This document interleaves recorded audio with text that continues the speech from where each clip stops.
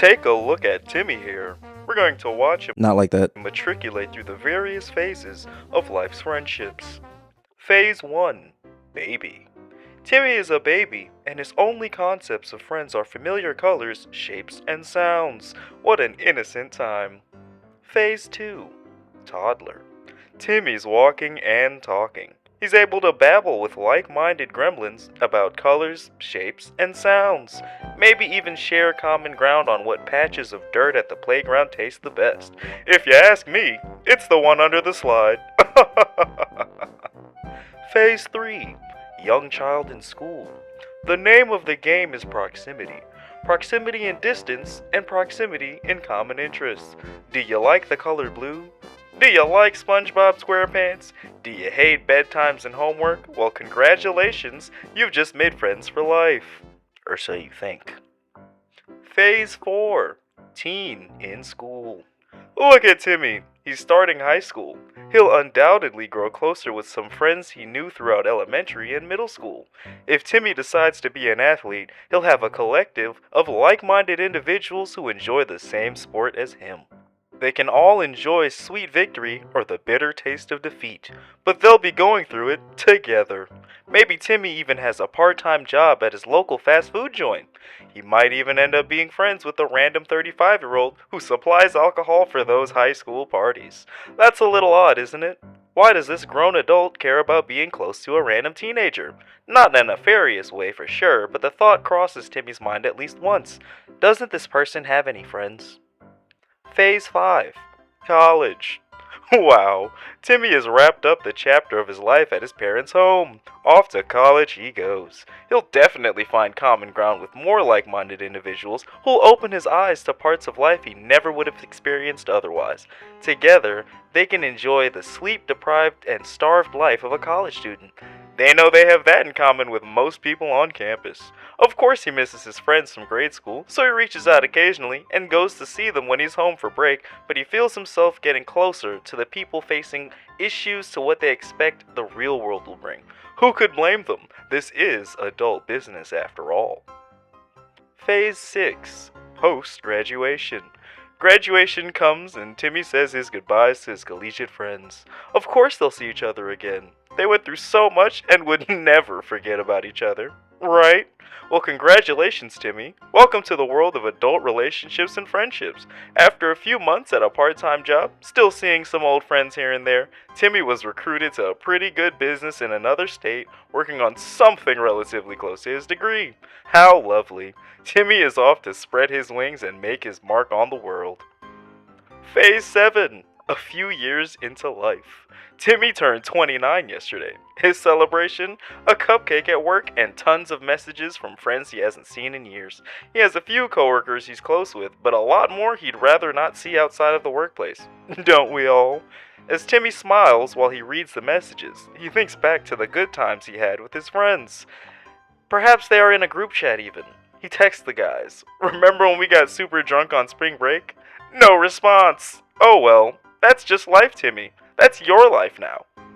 Timmy thinks back to that 35-year-old from his old part-time job. He gets it now. What's up? It's your boy, the Ozzy Magus, and I'm here for the camera portion of the video. Obviously, don't sell liquor to minors. That's a bad idea, and it's illegal. So, don't do that. Probably shouldn't be friends with minors either, if you're not one. It's kind of odd. Yeah. But the topic of today is friendships, right? Now, you saw how Timmy and his relationships changed as he aged, right? And that, of course, that's not going to be the case for everyone. A lot of things come into play, whether it be gender, whether it be how much money you have, whether it be how sociable you are, honestly.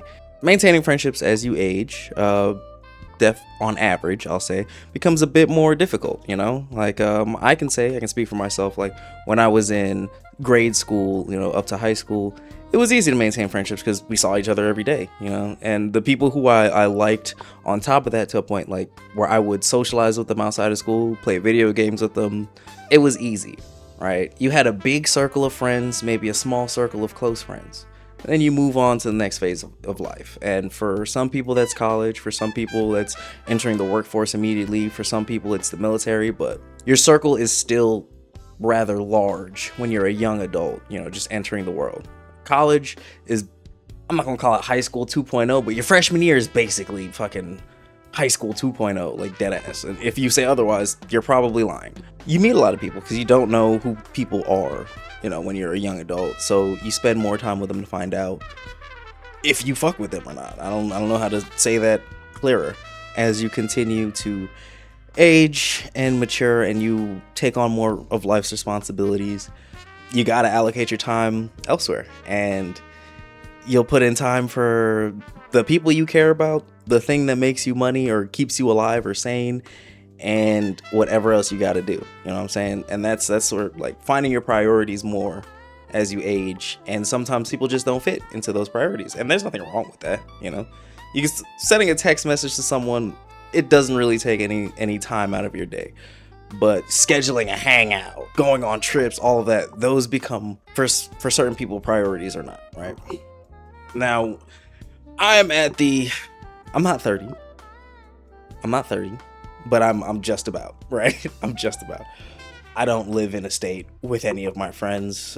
My wife's in the military, so I have to stay in communication with my friends through whether it be trips, like I'll go to DreamCon annually, or I'll visit my family like once every 10 years, or you know, if I just happen to be driving through a place, right? So for me, it's harder to have physical closeness to my friends, but that's why, you know, the world is shrinking with the rapid increase of technology. Phones, Discord, join the Dark Reunion and Jesse Discord server, shameless plug.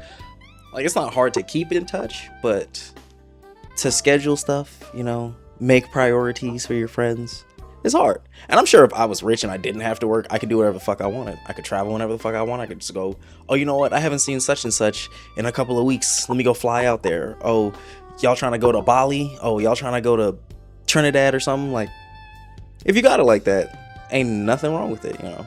Yeah, I'm not gonna lie. I should have written a script for this part. I'm kind of rambling. Basically, it's harder to maintain adult friendships as an adult. So do the work.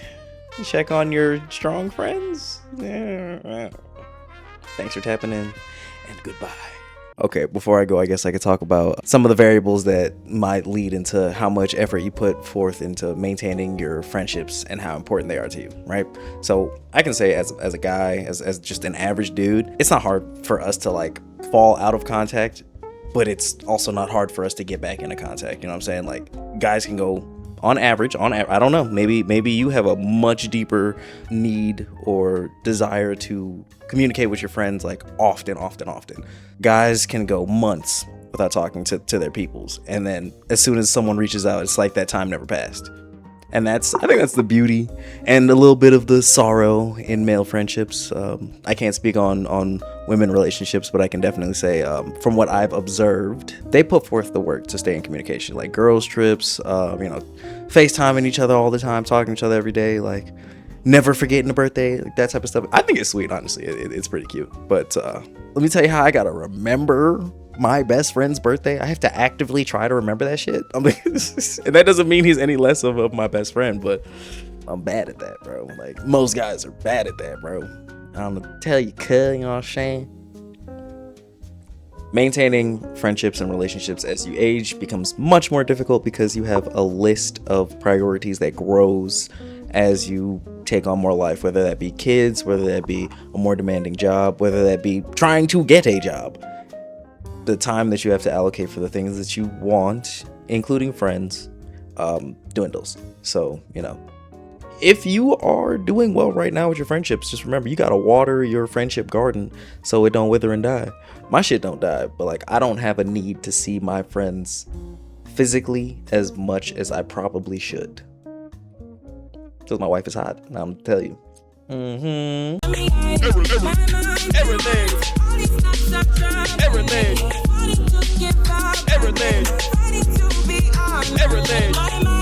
going to turn this light on.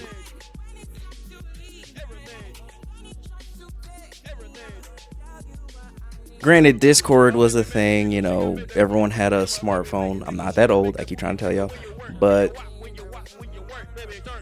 I'm gonna start this all over. What the fuck am I even talking about? Alright. All in all, if you take nothing else from this video, because I am all over the place, I apologize. Not really. Who cares? Why are you still watching? What the fuck is that? Everything. Everything. Everything. Everything. Everything.